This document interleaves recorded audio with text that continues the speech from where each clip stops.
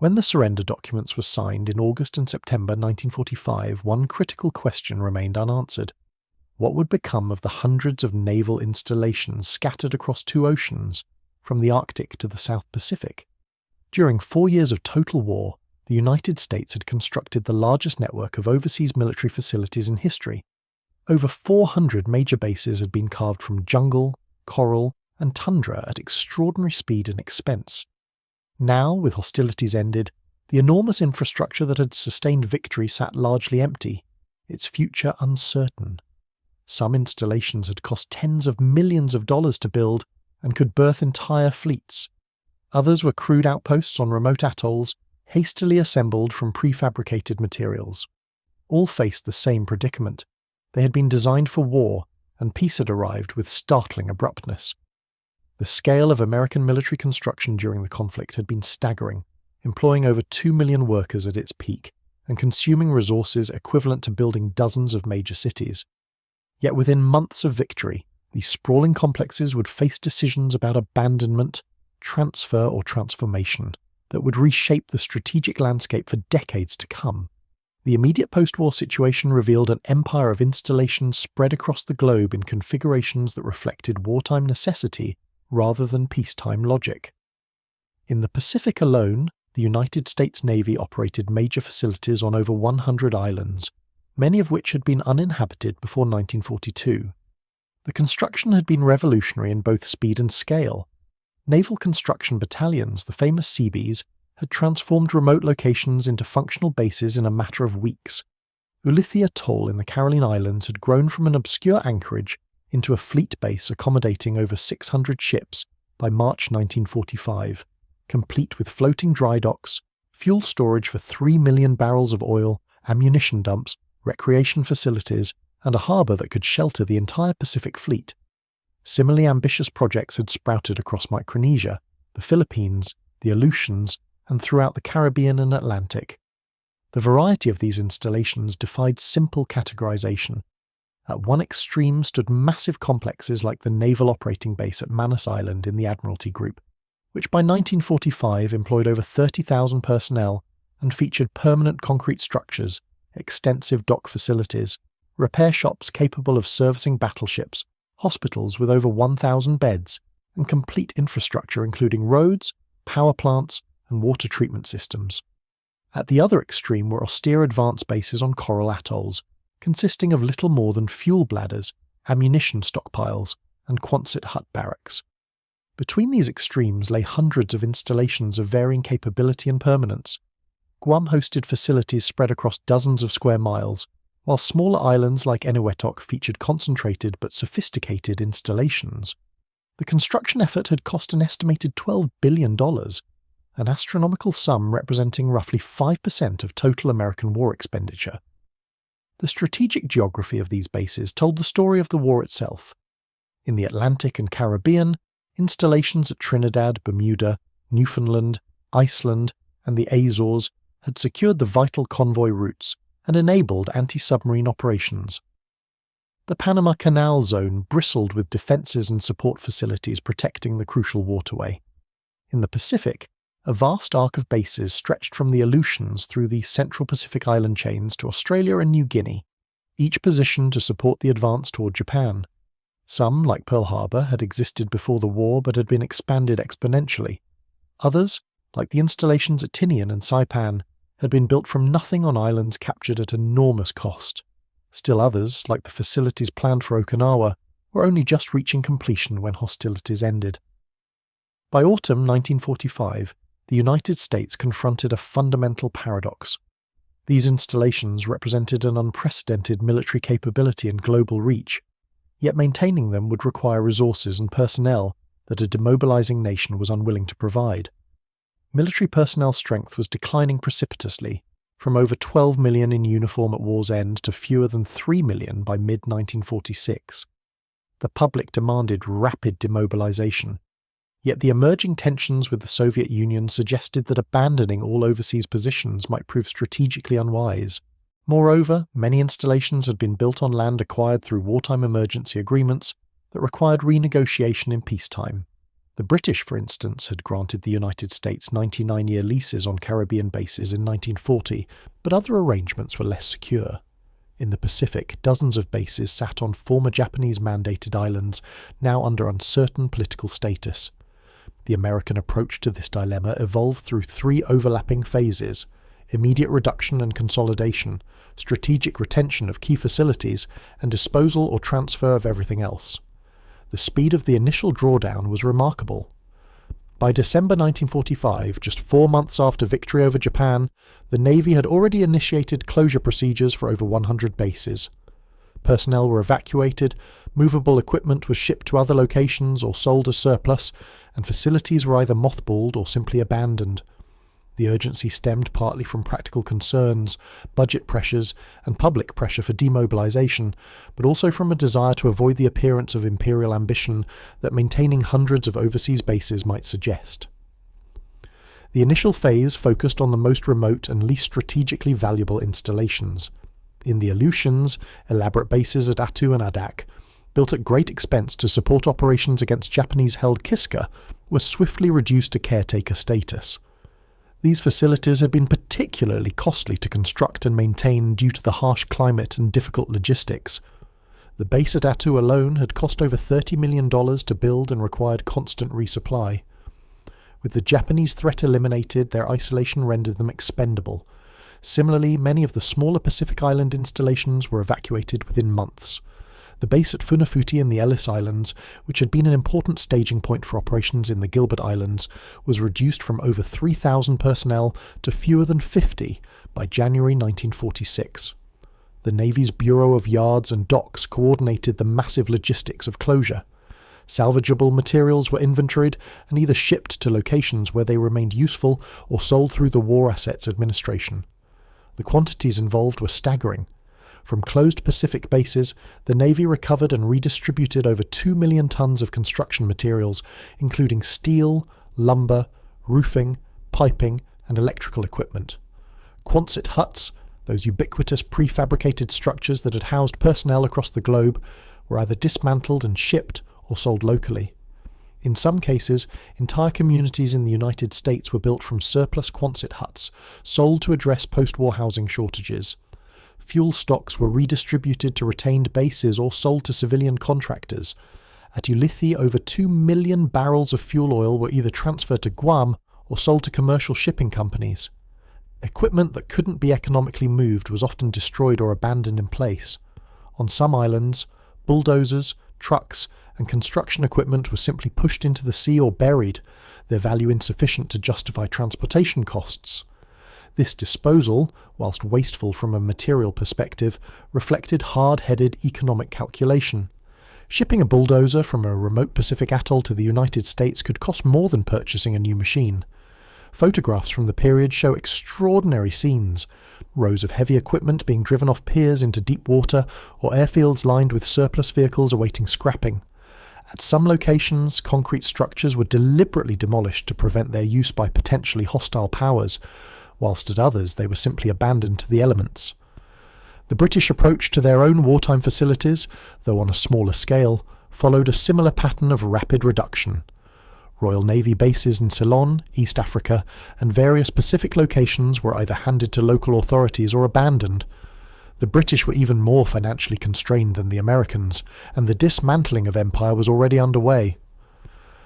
At Trincomalee and Ceylon, what had been one of the largest British naval bases in the East was transferred to the newly independent government of Ceylon in 1948, though the British retained limited usage rights. In contrast, the Soviet Union, which had acquired some Japanese naval facilities in Korea and the Kurils as a result of their brief participation in the Pacific War, immediately set about making these installations permanent fixtures of their Pacific Fleet infrastructure. If you're finding this deep dive into post-war base disposal and retention interesting, consider subscribing for more untold stories of military infrastructure.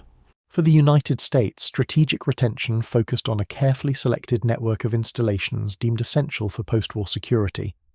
Pearl Harbor remained the cornerstone of Pacific operations, and its facilities were not only retained but further developed. Guam, with its extensive harbor, airfields, and Central Pacific location, became another permanent installation.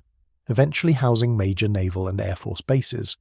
Subic Bay in the Philippines, Yokosuka in Japan, and Sasebo in Japan emerged as the primary forward-deployed naval bases in the Western Pacific. These installations required substantial investment to convert them from wartime facilities to permanent bases capable of supporting peacetime operations and family housing. The transformation of these retained bases reflected the shift from total war to Cold War requirements. Wartime facilities had prioritized rapid construction and maximum operational capacity with minimal concern for comfort or permanence.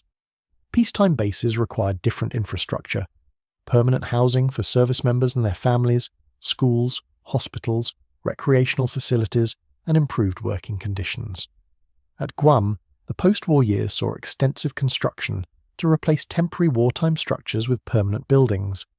The naval station grew into a small American city, complete with suburban-style housing developments, shopping centers, and all the amenities of stateside installations. Similar transformations occurred at Yokosuka, where the former Imperial Japanese Navy base was completely rebuilt to American standards, and at Subic Bay, which evolved into the largest American naval installation in Asia. The Caribbean bases acquired through the Destroyers for Bases deal of 1940 presented unique challenges. These installations on British territory, including Trinidad, Bermuda, Antigua, and Jamaica, operated under 99-year leases that remained valid after the war. However, their strategic importance had shifted. The U-boat threat that had made them crucial during the war had vanished, and their primary post-war role became supporting training operations and providing logistics hubs for Caribbean and South Atlantic operations. Roosevelt Roads in Puerto Rico emerged as the primary American naval facility in the Caribbean, hosting a major naval station and extensive training ranges. The base at Guantanamo Bay in Cuba, acquired through the 1903 lease agreement following the Spanish-American War, similarly transitioned from wartime operations center to peacetime training facility. In the Atlantic, the bases at Argentia in Newfoundland and Keflavik in Iceland retained strategic importance due to their location astride critical sea and air routes. The onset of the Cold War and the establishment of NATO reinforced their value. Keflavik, in particular, became a crucial link in the defense of the Atlantic and the monitoring of Soviet naval movements between the Arctic and Atlantic Oceans. The facility was substantially upgraded in the late 1940s and early 1950s, evolving from a basic wartime airfield and seaplane base into a sophisticated installation hosting long-range patrol aircraft and supporting anti-submarine operations. The disposal phase proceeded rapidly at installations not designated for retention. The War Assets Administration, established specifically to handle surplus military property, conducted sales and transfers of closed facilities. In many cases, portions of bases were transferred to local governments or civilian organizations. In the Pacific, several former naval air stations were converted to civilian airports. Henderson Field on Guadalcanal, built at such cost in blood and materials in 1942, became the foundation for the Solomon Islands' main international airport. Similarly, facilities on numerous Pacific islands provided the basis for civilian aviation infrastructure in the post-war era.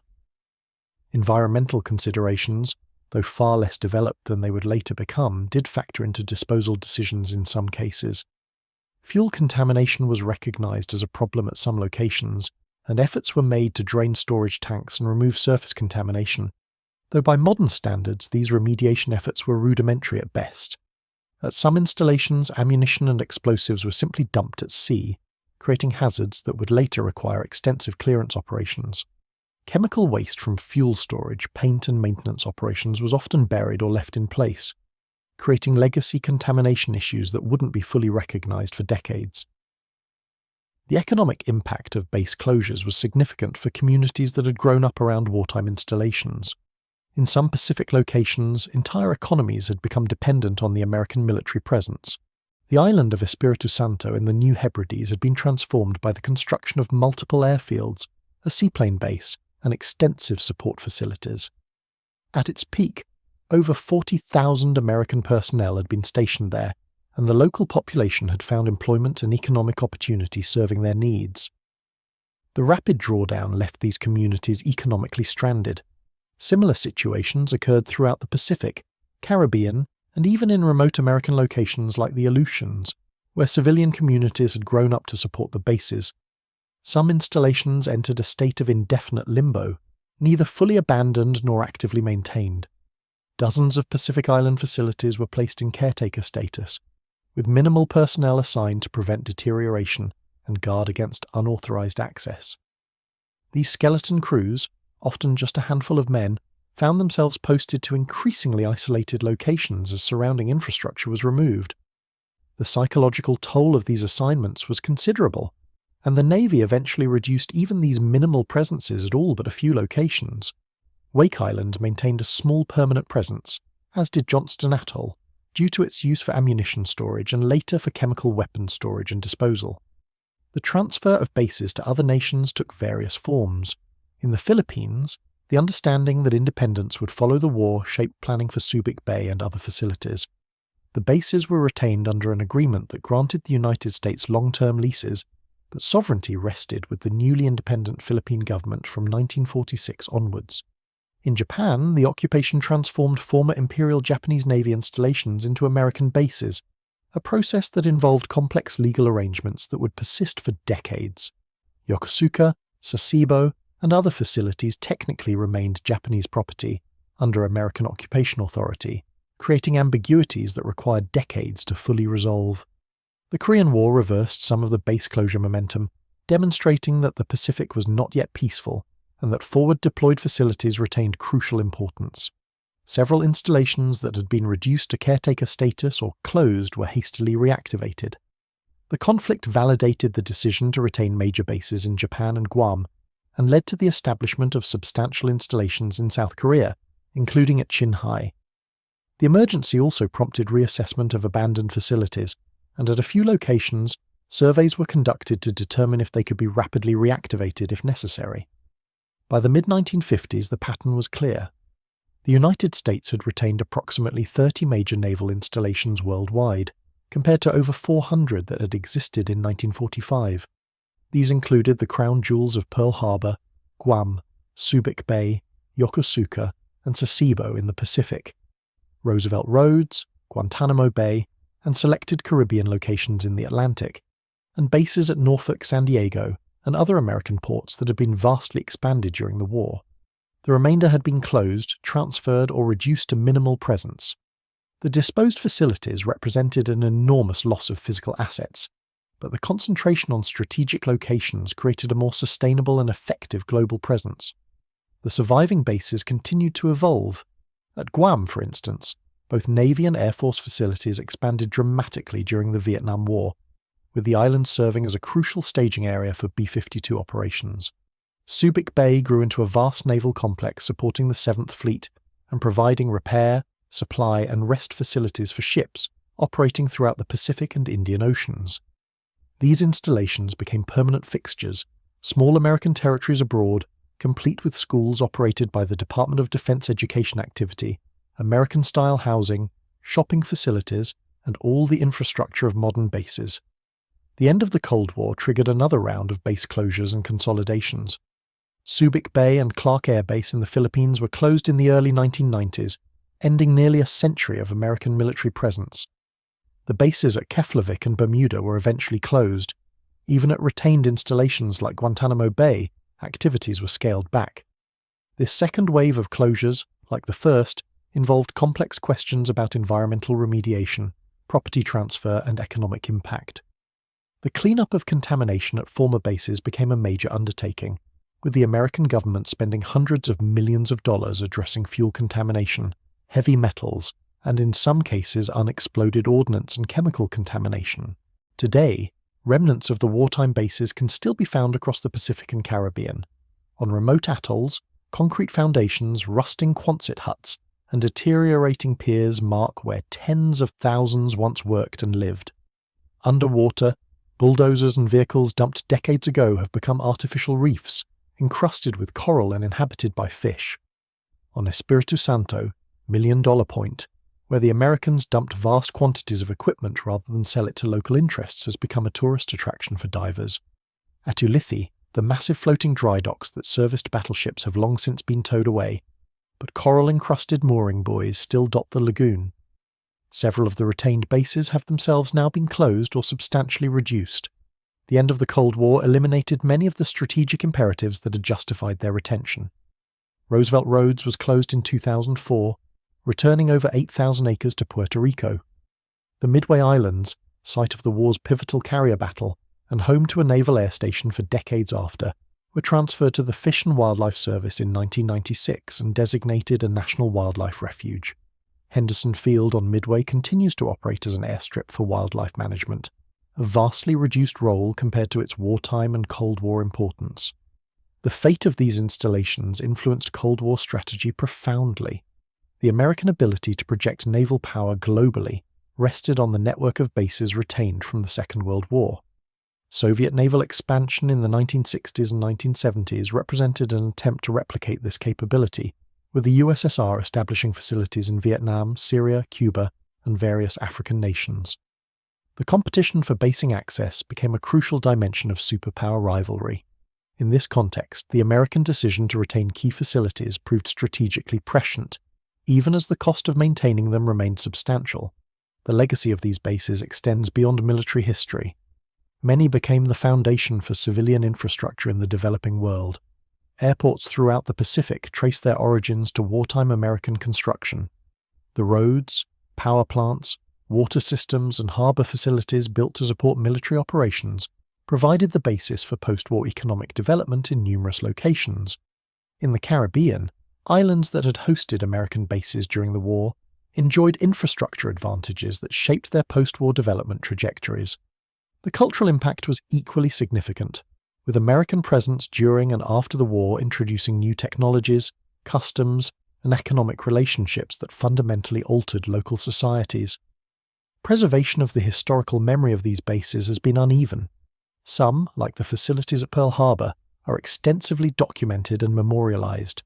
Others have been largely forgotten except by veterans and local communities. Archaeological surveys conducted in recent decades have documented abandoned installations before tropical vegetation completely reclaims them. The National Park Service has designated some former bases as historic sites, recognizing their significance to the American war effort.